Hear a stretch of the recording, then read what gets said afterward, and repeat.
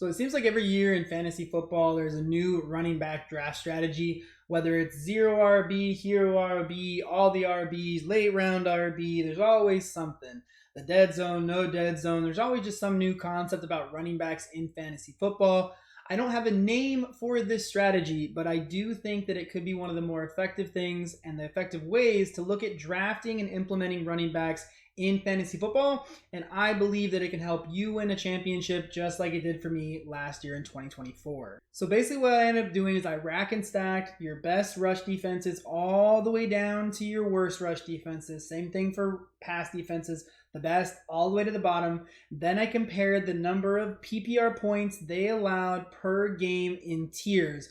It was 15 points, 20 points, and 25 points, and that was for both the number one running back and number one wide receiver for every single game last season. It was way too much data to tabulate. So what it ended up showing was how number one running backs fared against top 10 defenses and bottom 10 defenses against stopping the run. And it also showed how number one wide receivers did against top 10 pass defenses and bottom 10 pass defenses. So I'd like to say that I'm a genius and I could tabulate all the numbers and percentages and give it to you like that. But unfortunately, I'm not able to do so. So basically, I uploaded the two Excel sheets into ChatGPT, said, hey, look at these two data sets, compare, contrast, see what outliers there are, see what stands out to you, and get back to me when you're done. Hey, before we go any further, no, hold on. I'm not going to ask you to like or subscribe or any of that. This coming season, I will be doing 4 to 5 videos a week during the regular season. I'm going to make sure that I'm watching every single game anywhere from 2 to 3 times every single week. Last season, I was able to, off of the waiver wire, pick up Bucky Irving, and I did have the biggest win out of anybody I've seen on fantasy football YouTubes or social medias. I picked up Juwan Jennings off the waiver wire, put him in for the game that he had 46 or 44 PPR points. Obviously, I'm not going to be able to tell you that this person's going to have a 44-point week, but I am going to be able to, along with the other multitude of content that I'll be doing, be giving you actual people that I am seeing that I like on tape and that I would recommend picking up off the waiver wire before they have a breakout or standout game. It costs you your waiver wire spot or your fab budget, so basically you can pick them up for free, put them on your bench, stash them. If they blow up like I think they're going to, or at least break out a little bit, then you have a potential league winner on your hands going down the stretch. All right, back to our regular schedule programming. So basically what it said was, for wide receivers, there was no correlation between wide receivers' points who went up against top 10 pass defenses and bottom pass 10 defenses. Now for running backs, it was the inverse. It showed that running backs who went up against bottom 10 defenses scored higher, and running backs who went against top 10 run defenses scored lower on average. So what does this mean to me, and how did I implement it last season without running it through ChatGPT, because I didn't do that until this year? The biggest thing that I ended up doing was implementing a rotation of my running backs, either in my 2 running back starting spots or in occasion in my flex spot if I really like the matchups for all my running backs.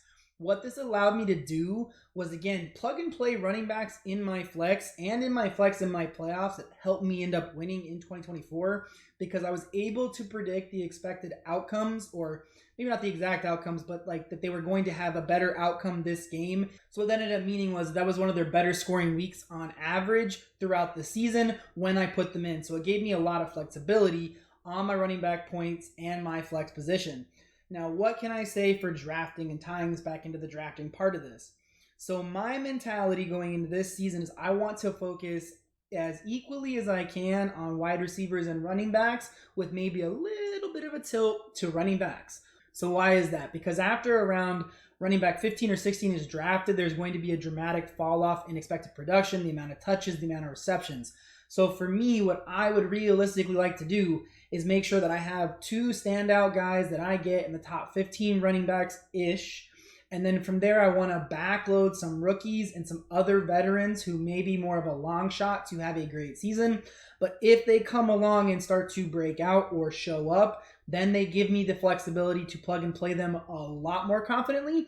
But if they haven't completely broken out, or maybe they're not completely blowing up, I still will have more confidence because I will have these 2 guys who are like almost set it and forget it running backs. But it does set me up where I have more running backs behind, because again, it gives you the ability to plug and play these guys.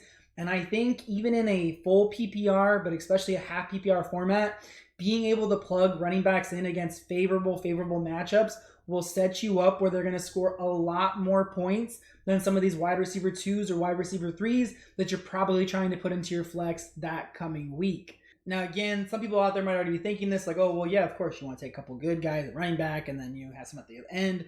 I'm just saying, for me personally, I'm going to try and add more running backs than I did last year. Try and take at a minimum 2 of the top 15 guys and then try and backload guys that I have more confidence in, because I want to make sure I have a better balance between quality running backs and quality wide receivers through the first 5 or 6 rounds of my draft in 2025. Hopefully this video helps you get a little bit closer to winning your fantasy football championship in 2025. If you are somebody who's like, Ethan, I already got my draft strategy knocked out, I'm good. I watched the video though, I appreciate the content, but I'm kind of more struggling with finding some people at later rounds.